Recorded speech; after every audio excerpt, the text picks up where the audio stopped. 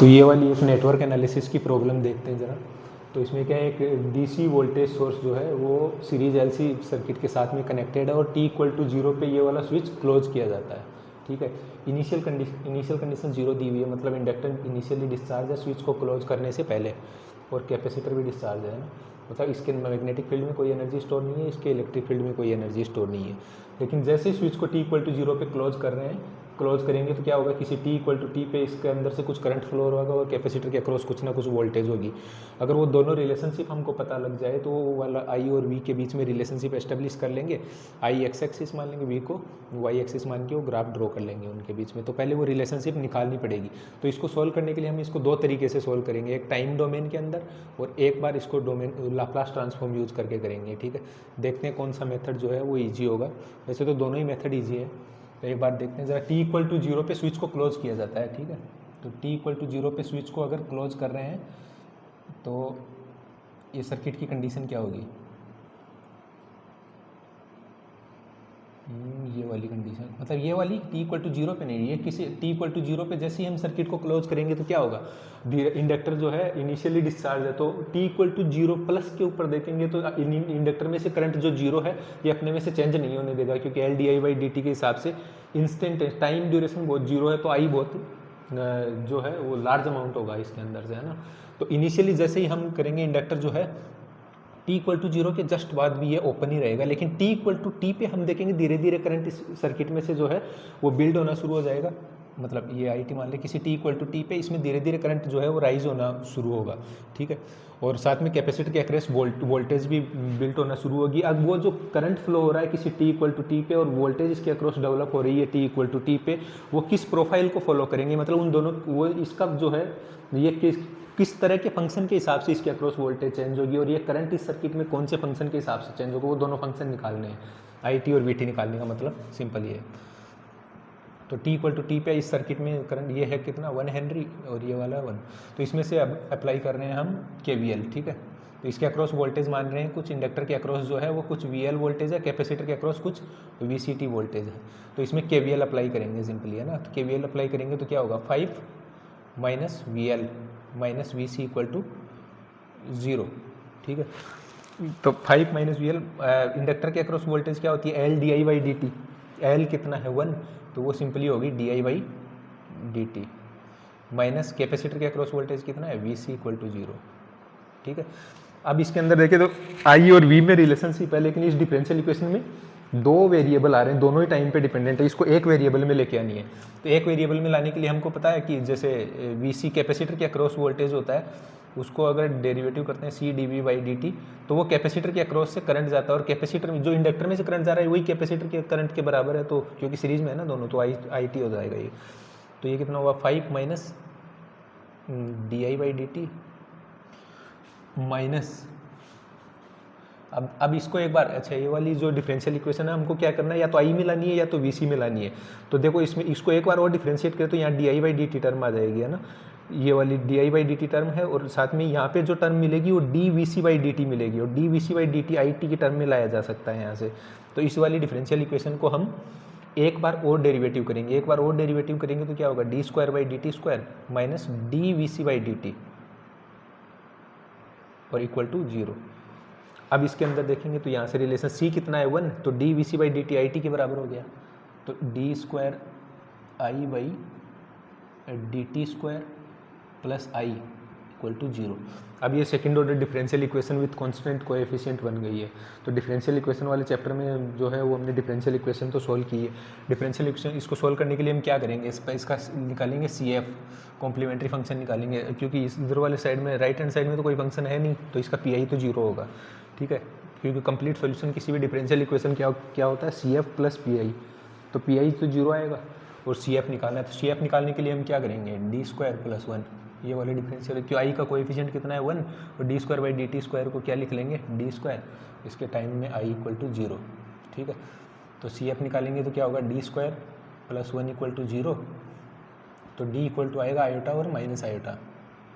अच्छा ये वाला जो वेरिएबल है ये क्या है, IT है, तो CF मतलब IT, तो IT इक्वल टू, जब दोनों आयोटा में जब भी किसी डिफरेंशियल इक्वेशन के ये वाले solution alpha plus iota beta, alpha minus iota beta होता है, तब हम सॉल्यूशन क्या लिखते हैं, ई की power alpha T A cos omega T plus B sine omega T. तो यहाँ पे जो सॉल्यूशन बनेगा वो बनेगा ए कोस ओमेगा टी। तो ओमेगा क्या होता है, इस आई का कोएफिशिएंट वो 1 है, तो ये वाला कितना होगा T plus B sine omega T. तो ओमेगा क्या होता है, ये वाला का कोएफिशिएंट, तो ये वाला भी कितना होगा टी। तो ये जो हमारे पास सी एफ आ गया। अब इनिशियल कंडीशन, अब ये वाली इक्वेशन देखो आई टी में दी हुई है, इसमें 2 वेरिएबल है ए और बी।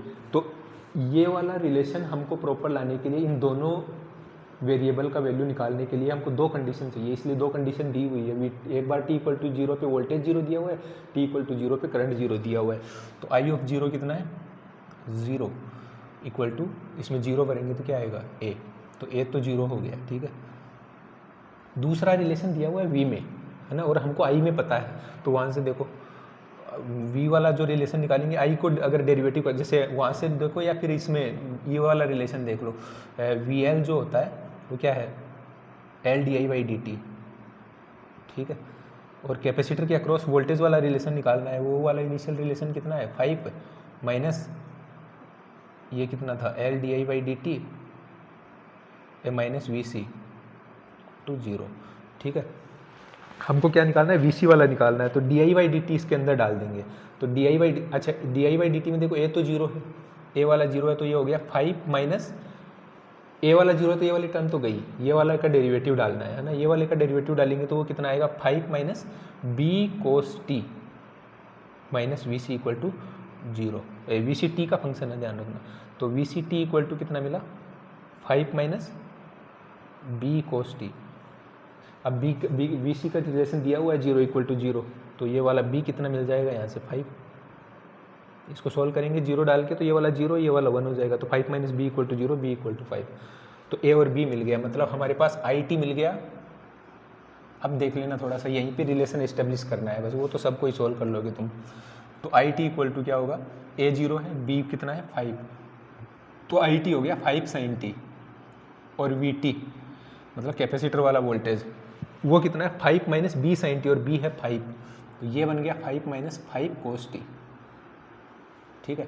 अब इन दोनों में रिलेशन निकालना है, दोनों में रिलेशन निकालने के लिए हम क्या करेंगे, आई टी तो जैसा का जैसा है वैसा ही रहने दो, आई टी तो ऐसा ही रहने दो। अब वी टी के अंदर क्या करेंगे, V T minus 5 equal to minus का 5 कोस टी। इन दोनों में रिलेशन निकालना है, रिलेशन निकालने का मतलब है ये वाले को हटा दो यहाँ से, इसको यहाँ से भगा सकते हैं हम। तो इसको यहाँ से भगाने के लिए हम क्या करेंगे, ये वाली और ये वाली इक्वेशन को दोनों को स्क्वायर करके ऐड कर दो, तो ये तो हो गया आई टी का होल स्क्वायर प्लस ये बना वी टी माइनस 5 का होल स्क्वायर इक्वल टू 25।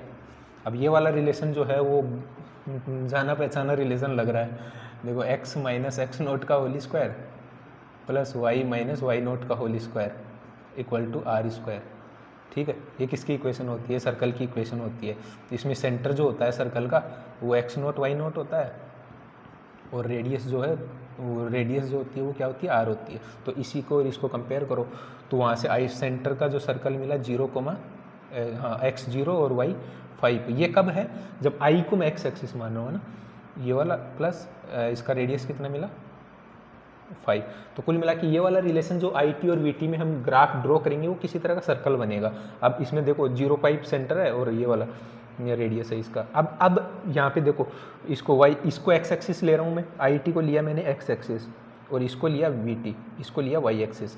तो y एक्सिस के ऊपर अब ये वाला सेंटर जो है 0,5 यहाँ पे, ये ध्यान रखना, ये एक्सचेंज हो जाएंगे तो कुछ और हो जाएगा। ये आई टी जो है वो x एक्सिस पे ले रहे हैं और ये वाला इस पे ले रहे हैं, तब ये वाला जो ग्राफ बनेगा, ये सर्कल जो है वो 0,5, सेंटर कितना बना 0,5 और रेडियस कितना है 5, मतलब ये वाला डिस्टेंस कितना है 0,5 होने तो 5 और ये वाला रेडियस भी 5। तो इसका मतलब ये वाला जो सर्कल इस तरह का बनेगा वो ये सर्कल ओरिजिन को टच करेगा, ठीक है।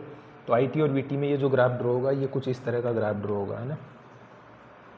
इसी को एक, तो ये तो टाइम डोमेन से किया, टाइम डोमेन के बजाय अगर इसको मान लो हम लाप्लास से करेंगे तो लाप्लास से तो ये एक झटके में हो जाएगा, है ना। एक बार लाप्लास से भी करके देखते हैं जरा।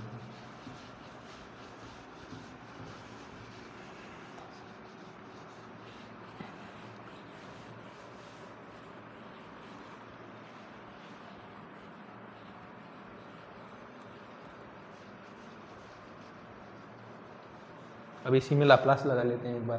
तो लाप्लास लगाएंगे तो ये वाला पहले तो सर्किट जो है वो स्विच को क्लोज करने के बाद देखते हैं। ये वाला हो गया,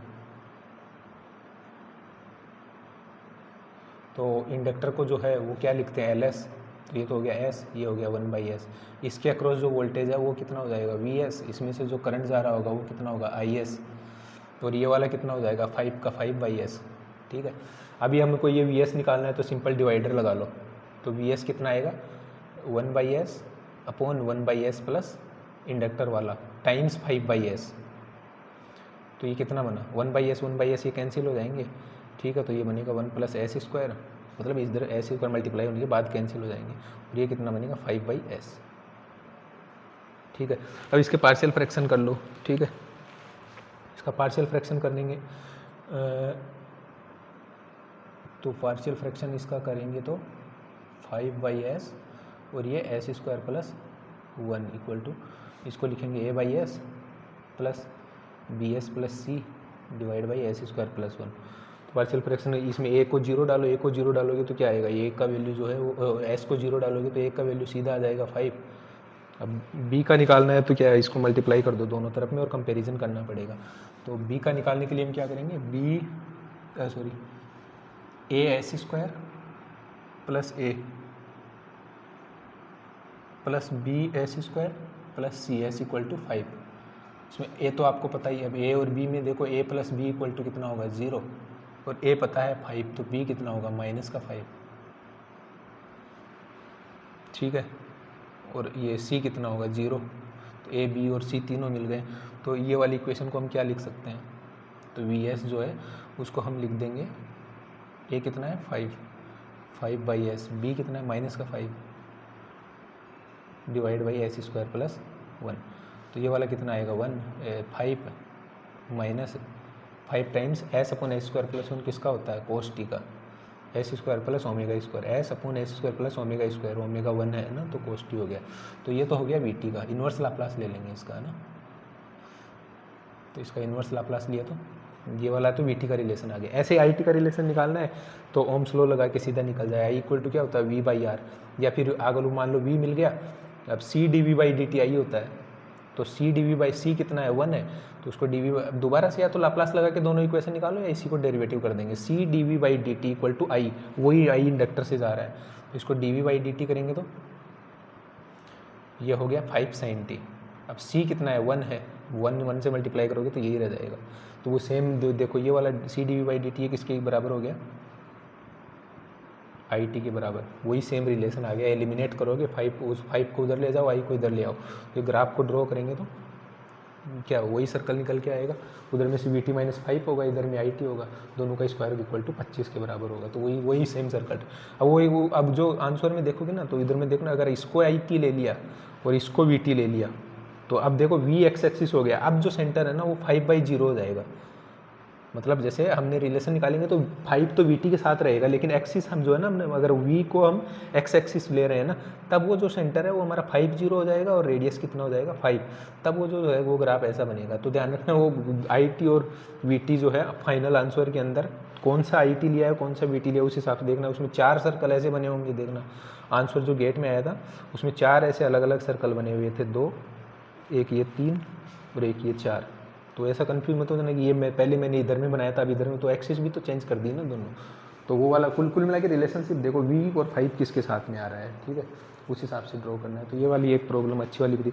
और भी प्रॉब्लम्स जो है ना इस तरह के ग्राफ ड्राइंग की, मतलब AC सर्किट के अंदर बहुत सारी गेट के अंदर अच्छी प्रॉब्लम्स आ रही है, तो कुछ वीडियो में आगे जो है उनका भी ग्राफ ड्रॉ करना देखेंगे हम, ठीक है।